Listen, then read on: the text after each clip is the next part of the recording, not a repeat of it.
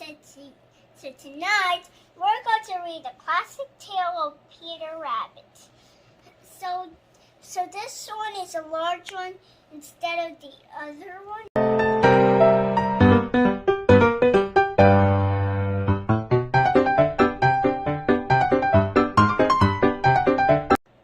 Hi guys, so tonight we're going to read the classic tale of Peter Rabbit. So this one is a large one instead of the other one. This is a large version of the Peter Rabbit. So we're going to read it together with my mommy. So let's begin reading the classic tale of Peter Rabbit. Once upon a time, there were 4 little rabbits, and their names were Lopsy, Mopsy, Cottontail, and Peter. They lived with their mother in a sand bank underneath the root of a very big fir tree. "Now, my dears," said old Mrs. Rabbit one morning, "you may go into the fields or down the lane, but don't go into Mr. McGregor's garden. Your father had an accident there. He was put in a pie by Mrs. McGregor."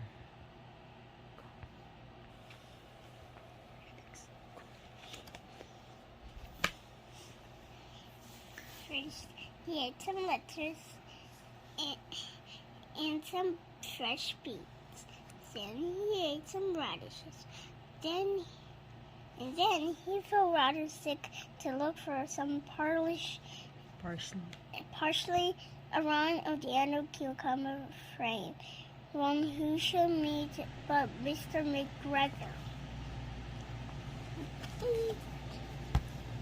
This is the one that Mr. McGregor was on his hands and knees planting out young cabbages, but he jumped out, ran after Peter was waving a rake, and crawled out. "Stop, beast!"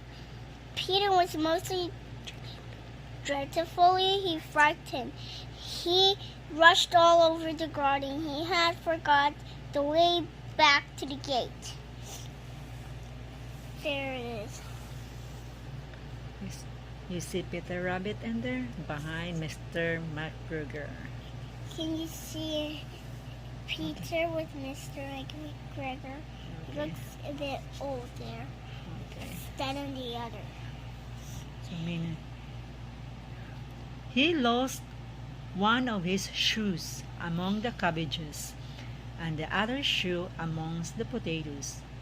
After losing them, he ran on 4 legs and went faster, so that I think he might have got away altogether if he had not unfortunately run into a gooseberry net and got caught by the large buttons of his jacket. I was blue jacket with brush button quite new. Can you see Peter Rabbit running? Can you see Peter Rabbit running? You almost got with the rake. He almost got with the rake. See, there's some branches there, and see, one of the shoes are coming off, but that one isn't. See his blue jacket. He looks different. Peter gave himself up for lost and shed big tears, but his sobs were overheard by some pretty sparrows who flew to him in great excitement and explored to exert himself. Can you see he's caught? And can you see that Peter Rabbit is crying?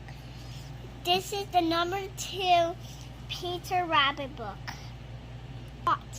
He caught in the net. See?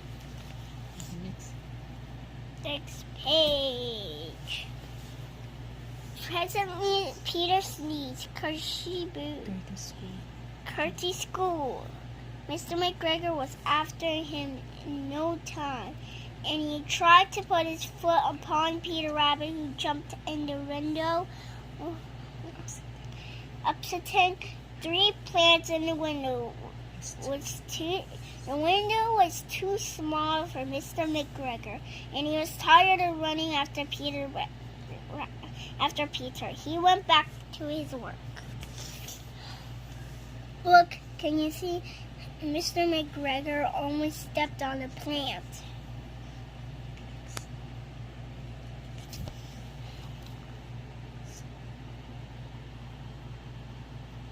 Peter sat down to rest.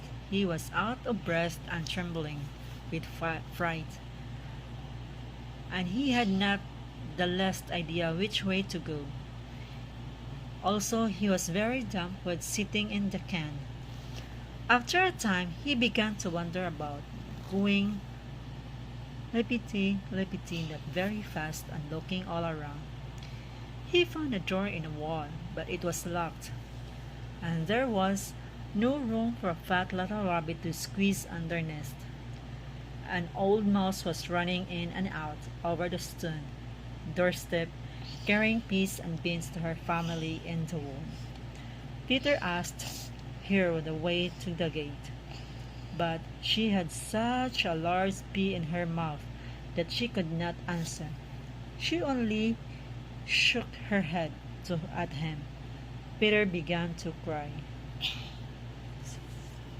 Can you see there's tears on Peter Rabbit, and there's a large pea in the little mouse's mouth, and she's carrying peas and beans. Then he tried to find a way out across the garden. Straight across the garden, but he became more and more puzzled. Presently, he came to a point where Mr. McGregor filled his water can. A white cat was staring at some goldfish, and she sat very, very still. But now the tip of her tail twitched as if it were alive. Peter thought it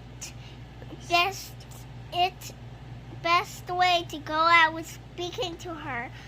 He heard about cats from his cousin, little Benjamin Bunny. Can you see the cat? It's Peter Rabbit. The cat sounds like this. She likes to eat. Next one. Peter never stopped running or looked behind him until he got home. To be free tree, he was tired that he flopped down upon his nice soft sandy on the floor of Peter Rabbit's hole and shut his eyes. His mother was busy cooking. She wondered what he had done with his clothes. It was the second little jacket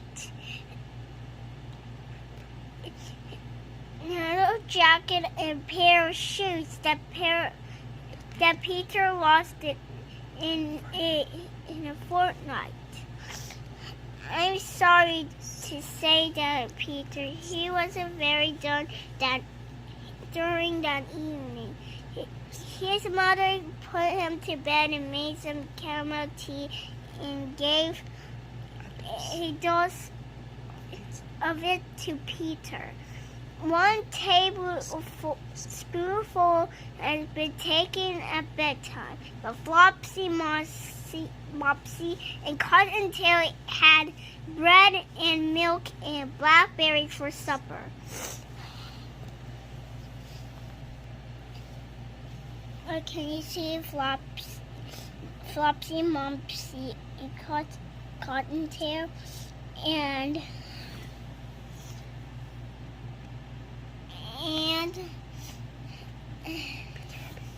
Peter Rabbit is in bed, and that's his mother, and see they're serving food.